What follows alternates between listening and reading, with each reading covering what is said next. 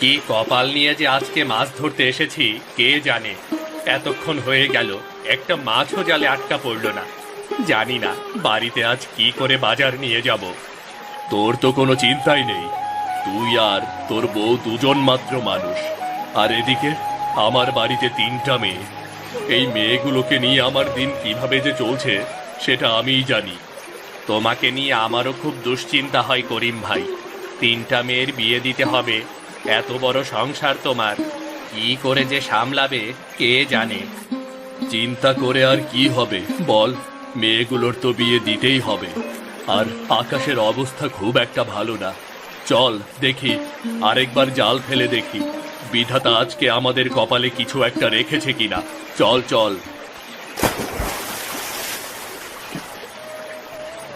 হে সৃষ্টিকর্তা, গরিবের সাথে কেন এমন করছো তুমি? শেষ পর্যন্ত কিনা জালে চিংড়ি আটকা পড়েছে।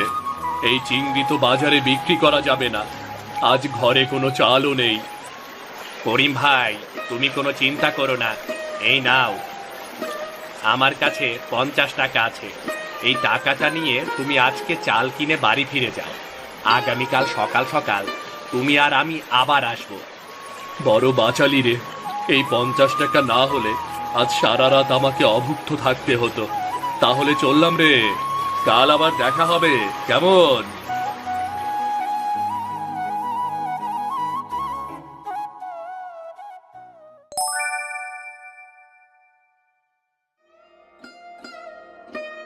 বাবা, ও বাবা, আজ তোমার হাত খালি যে? কোনো বাজার করে আনোনি? সকাল থেকে তোমরা না খেয়ে বসে আছি, ঘরে কোনো চাল নেই বাবা। আরে মা, বাজার তো করে এনেছি, এই নে। এখানে কিছু চিংড়ি আছে, আর কিছু চাল রয়েছে। এখনই ভাত রান্না করে ফেল, জলদি। বাবা, তুমি তো বলেছিলে আজ ইলিশ মাছ নিয়ে বাড়ি ফিরবে। বৃষ্টির দিনে ইলিশ মাছ আর খিচুড়ি খাওয়ার মজাই আলাদা। উহ, তুমি কেন কষ্ট করে শুধু কথা বাড়াচ্ছ মুক্তা? বাবার হাতে যদি টাকা থাকতো, বাবা নিশ্চয়ই আমাদের জন্য ইলিশ মাছ নিয়ে ফিরতো। এখন কথা না বাড়িয়ে রান্না বসাও, আজ মার শরীরটাও ভালো না। কিরে, তোর বাবা এতক্ষণে বাড়ি ফিরেছে আর তোরা কিনা দাঁড়িয়ে দাঁড়িয়ে এসব গল্প করা শুরু করেছিস? মানুষটাকে তো একটু পানি খেতে দে। এই তো আমি মাত্রই এসেছি। আজ তোমার শরীর কেমন? ঠিক মতো ওষুধগুলো খাচ্ছ তো?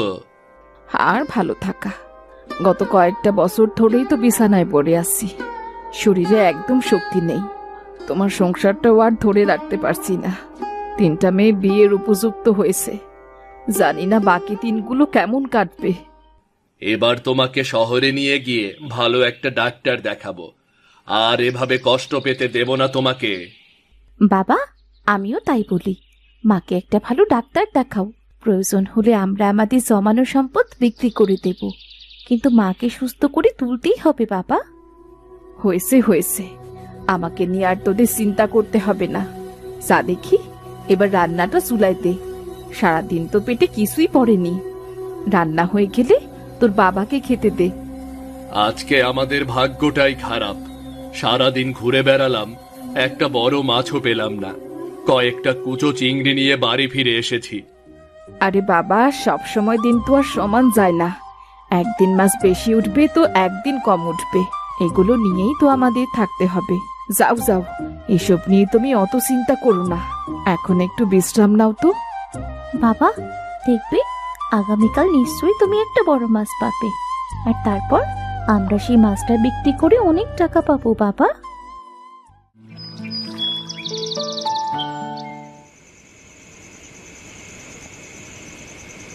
বাবা দেখো দেখো, আজ বড়বাবু কি সুন্দর একটা মাছের বড়া বানিয়েছে। চিংড়ি মাছের বড়া আগে কখনো খাইনি, একবার খেয়ে দেখবে কেমন হয়েছে। আরে বাহ, চিংড়ির বড়াটা খেতে সত্যি অসাধারণ হয়েছে রে। তাই বড়া বানানো কোথায় শিখলি রে হীরা? আর বলো না বাবা, একদিন চেয়ারম্যান বাড়িতে কাজ করতে গিয়েছিলাম, তখন চেয়ারম্যান চাচিকে দেখেছিলাম চিংড়ি মাছের বড়া বানাতে, আর তাই তো আমি সেখান থেকে বড়া বানানোটা শিখে এসেছি। তবে যাই বলো, আমার 3 মেয়ের মধ্যে বড় মেয়ে হীরা রান্নায় সবচেয়ে বেশি ভালো। এই যে দেখলে, এক বড়া দিয়ে কতগুলো ভাত খেয়ে ফেললাম। মনে হচ্ছে এমন খাবার আমি জীবনেও খাইনি। সত্যি বড়বাবুর রান্নার হাত অসাধারণ। তোমরা সবাই মিলে সৃষ্টিকর্তার কাছে প্রার্থনা করো আগামীকাল যেন ভালো কিছু মাছ পাই। তা না হলে আবার সেই চিংড়ি মাছ নিয়ে বাড়িতে ফিরতে হবে যে। চিংড়ি মাছ এনে তুমি ভালোই করেছো বাবা, তা না হলে এত স্বাদের বড়া কখনোই খেতে পারতাম না। দেখলি তো বুবু চিংড়ি মাছ দিয়ে কি সুন্দর রান্না করে ফেললো। তা তোরা ঠিকই বলেছিস, তোর বুবু সত্যি চিংড়ি মাছ দিয়ে অসাধারণ একটা রান্না করেছে। চিংড়ি মাছ না মারলে এই খাবার খাওয়াই হতো না। খাওয়ার সময়ও তো কথা বলতে নেই। যাও তো, তাড়াতাড়ি খেয়ে সবাই শুয়ে পড়ো, অনেক রাত হয়ে গেল তো।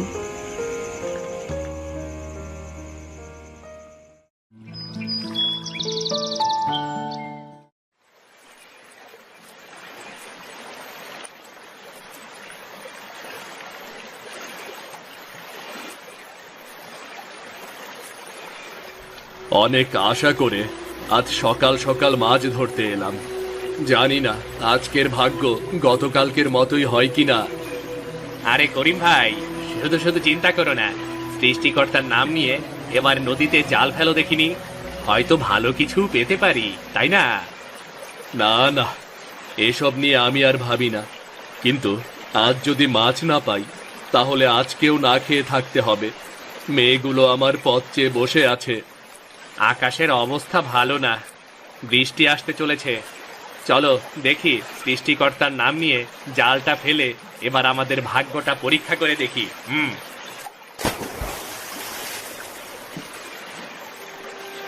বিধাতা, জানি না তুমি আমাদের কি পরীক্ষায় ফেলেছো। আজ দুদিন ধরে একটা মাছও ধরা পড়ছে না, এদিকে আকাশের অবস্থাও ভালো না। আজ আমরা কি করব বলতে পারো? করিম ভাই, এখন আমরা কি করব? এই চিংড়ি নিয়ে বাজারে তো বিক্রি করা যাবে না। কি আর করব বলো? আমার মনে হয় নদীতে মাছের পরিমাণ কোনো কারণে কমে গেছে, আর তাই তো শুধু চিংড়ি মাছ ধরা পড়ছে। এই চিংড়ি মাছ নিয়ে আজ আমাদের বাড়িতে ফিরতে হবে। তাহলে চলো বাড়িতে যাই, এই নৌকা নিয়ে আর গভীর নদীতে যেয়ে কোনো কাজ নেই।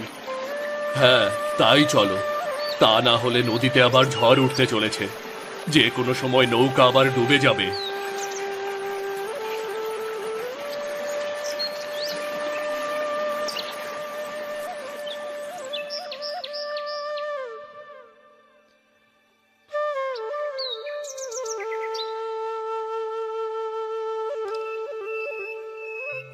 কোথায় আমার তিন কন্যারা?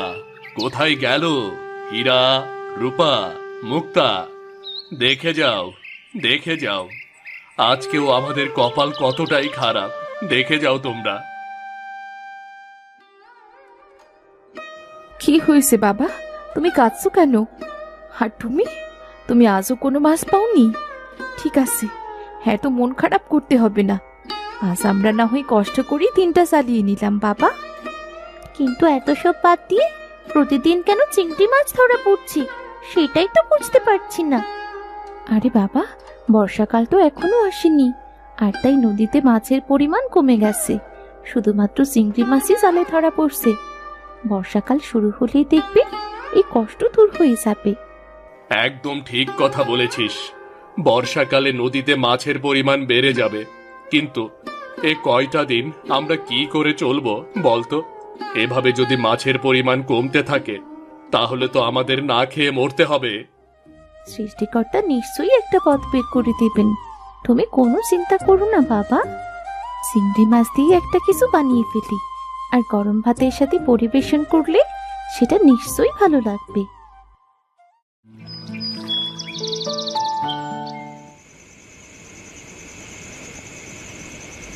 এটার নাম হচ্ছে চিংড়ি মাছের টোপে আসা। একদিন মোড়লের বাড়িতে ধান কাটার কাজ করতে গিয়েছিলাম, তখন দেখেছিলাম কাকিমা এটা বানায়, ওখান থেকেই শিখেছি। দেখলে ফাতেমা, আমার সবগুলো মেয়ে কেমন অদ্ভুত অদ্ভুত রান্না শিখেছে। আমি তো ভাবতেই পারিনি আমার মেয়েগুলো এত ভালো রান্না জানে। ভাগ্যিস তুমি চিংড়ি মাছটা ধরে এনেছিলে, আর আর তাই তো আমরা তোমাকে এমন মজার মজার রান্না করে খাওয়াতে পারলাম। আচ্ছা বাবা, আমার মাথায় একটা বুদ্ধি এসেছে। তুমি বললে আগামী কয়েকদিন নদীতে কোনো মাছ পাওয়া যাবে না, শুধু চিংড়ি মাছই পাওয়া যাবে। আমরা যদি চিংড়ি মাছের এই বড়া, দো পেঁয়াজা এগুলো বানিয়ে বাজারে হোটেল দিই, তাহলে কেমন হয়? এ তো বেশ ভালো কথা বলেছিস রে মা, কিন্তু হোটেল দিতে তো টাকা লাগবে, একটা দোকান ভাড়া নিতে হবে। এতগুলো টাকা কোথায় পাবো বলতো? তোমরা যদি সত্যি এমন কিছু করতে চাও তাহলে আমার জমানো কিছু টাকা দিয়ে দেব। সংসার তো আর অচল রাখা যাবে না, তার চেয়ে বরং তোমরা বাজারে একটা হোটেল দিয়ে দাও। বাবা, আমি চিংড়ি মাছের বড়াটা ভালোই বানাতে পারি।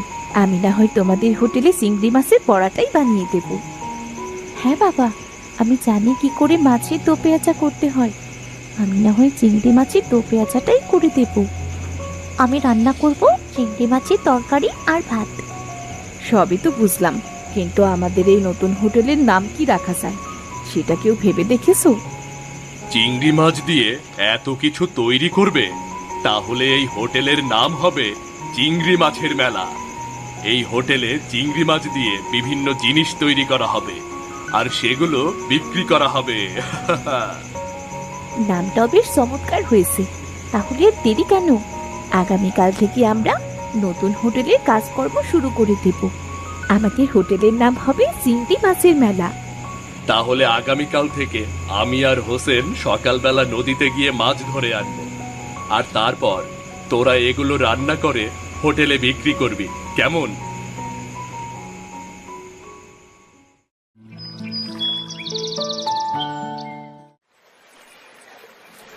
ভালো করে এবার জালটা ফেলে দে। এবার বেশি বেশি মাছ ধরতে হবে, আর এই মাছগুলো আমার মেয়েরা রান্না করে নতুন একটা হোটেলে বিক্রি করবে। সত্যি সত্যি তোমরা হোটেল দেবে করিম ভাই? তোমাদের হোটেলে আমাকেও একটা কাজ দাও, আমি না হয় বিনা পয়সায় তোমাদের সাহায্য করে দেব। আরে বাবা, তুই তো ওই হোটেলে ব্যবসার অংশ দেখতে পাচ্ছিস না। তুই আর আমি মিলে মাছ ধরবো, এরপর যা লাভ হবে সেই লাভ আমরা সমান ভাগে ভাগ করে নেব। সব কিছুই তো বুঝতে পারলাম, কিন্তু এই হোটেল চালাবে কে? সৃষ্টিকর্তা তো আমাকে একটা পুত্র সন্তানও দেয়নি, তাই এই হোটেলগুলো আমার মেয়েরাই চালাবে। কিন্তু করিম ভাই, মেয়ে মানুষ যদি বাজারে হোটেলে গিয়ে ব্যবসা করে, তাহলে তো গ্রামের মানুষ 5 রকমের কথা বলবে। এই মেয়েগুলোকে তো তুমি ভালো বিয়েও দিতে পারবে না গো। আজকের দুনিয়ায় ছেলে আর মেয়ের মধ্যে কোনো পার্থক্য নেই। ছেলে আর মেয়ে দুজনেই সমান। ছেলে আর মেয়ে দুজনেই সমান, তাহলে তাদের মধ্যে কোনো পার্থক্য নেই? গ্রামের মানুষ কি বলল আর না বলল সেটা ভেবে তো আমাদের সংসার চলবে না। গ্রামের মানুষের কাজই হলো অন্যের সমালোচনা করা।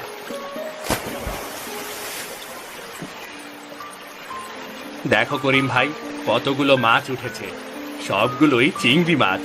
আজকে অনেকগুলো চিংড়ি মাছ ধরে বাড়িতে নিয়ে যাব। ঠিকই বলেছিস, সৃষ্টিকর্তা যদি চান তাহলে এই হোটেলের ব্যবসা করেই আমরা আমাদের অভাবের সময়টা কাটিয়ে উঠতে পারব। আর সামনে তো বর্ষাকাল চলে আসছে, তখন তো আর কোনো মাছের অভাব হবে না।